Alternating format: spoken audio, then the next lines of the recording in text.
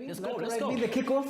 Our kickoff, our preseason rugby games. Like, I'm going to go through some fixtures for you. Yeah. So the Bulls defeated the Pumas 48-31. The Stormers beat the Griquas 38-32. The Lions defeated the mighty Elephants. You can do that. Wait, sorry. I just had to put some respect. Put some respect. Put some respect on the Elephants, but they lost 54-24. The reason why I say those fixtures is because the games are boring. Straight up. Like, the teams that it was expected to win with the higher budgets, the better players, they just dominated. Quite expected. However, I think because, like, you mentioned the budget stuff. I mean, for the fact that they are able to put numbers on the board, I think that makes it quite interesting. Tried. You know, they tried. You know, it's that great. Appreciation trophy, you know. Definitely. like the we tried. We're going to be giving them every week. Yeah, but I wonder, it will be very interesting to see how they play against each other. Actually, that's what you must do. Yeah. So then we can see who's the best of the rest. Basically.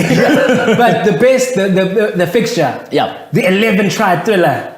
The Sharks, 6 tries. Cheetahs, 5 tries. Yet somehow, the Sharks still lost. 38-39. Yeah. It was a game, man. Like, if we can say anything, you must watch that game. End-to-end rugby, proper try scoring, people trying to score. For me, I'm happy-ish. Because I said this last week about my boy Ruan Pienaar.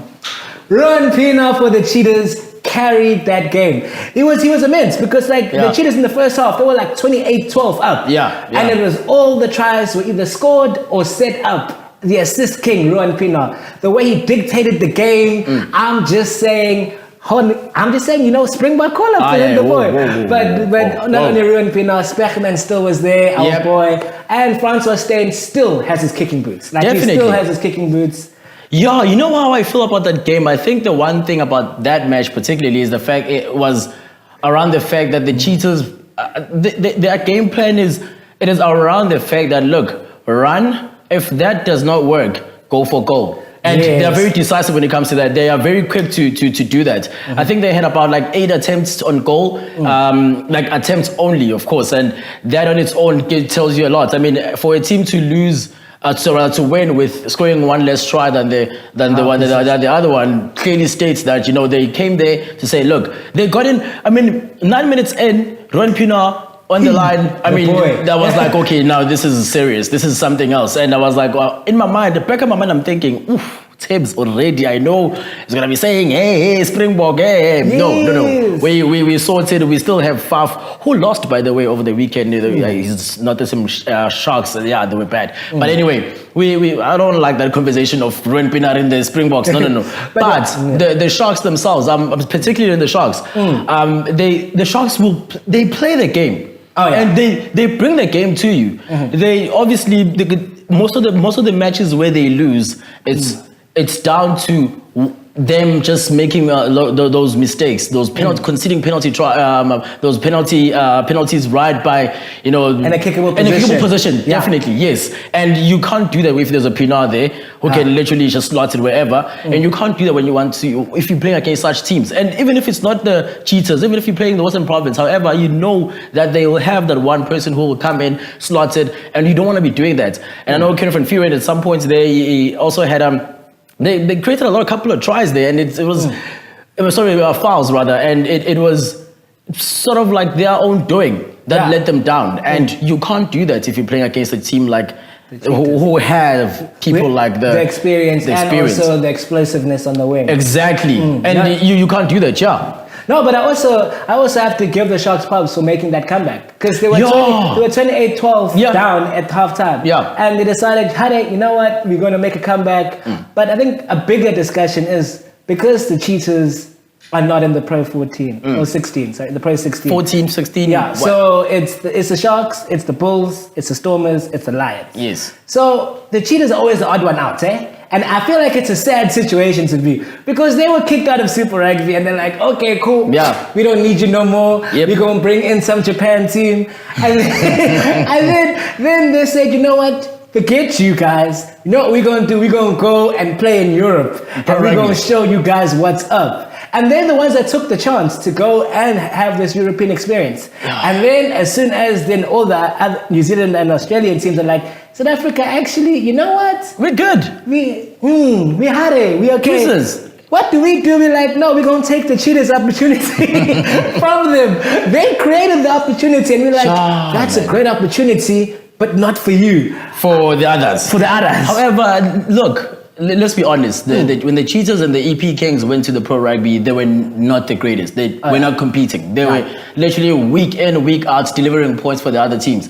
And especially the Kings. Especially the Kings, but also even with the Cheetahs too. Yeah, even at the Cheetahs. Even with the Cheetahs too, I think maybe most of their victories will come against the Kings. Yeah, you know, majority, and you don't want that. There's a lot of teams that you can play for. You can go up against. I think there's a Zebra there. There's a yes, you can just try and do. They can't compete against the Irish sides. You know, they can't go to a certain extent. And for South African rugby to have a representative that goes there, or to have representatives that go there to just deliver points, spend all their money, get the funding from SA Rugby and other people and other entities backing them. Go in Europe and then you play there and then you don't win. Even if you lose by 10 points, it's still a defeat. You come back and say, hey son, we tried, but still every week, it was a tough game, but look man, it was a tough game, but hey look, I think the boys did well, we tried, we played against the quality. It is the same thing every week. Chief. So that's my thing, that yes, they're playing well. Domestically, they're doing well. And I think they won the other Curry Cup before the lockdown or whatever. And that works well for them. They have to stick there and they have to build this franchise now for us to trust them. Maybe in the future we might see maybe a Lions pulling out, maybe not doing well enough.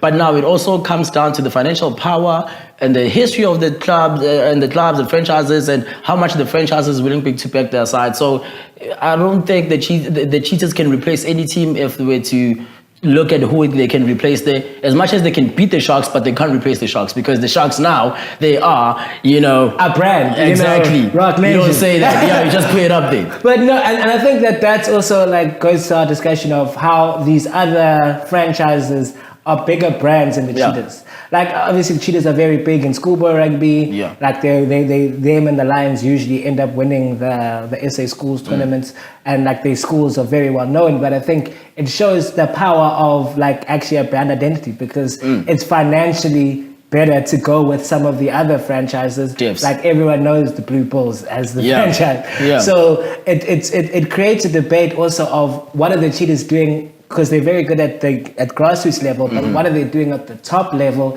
in order to be able to get these opportunities?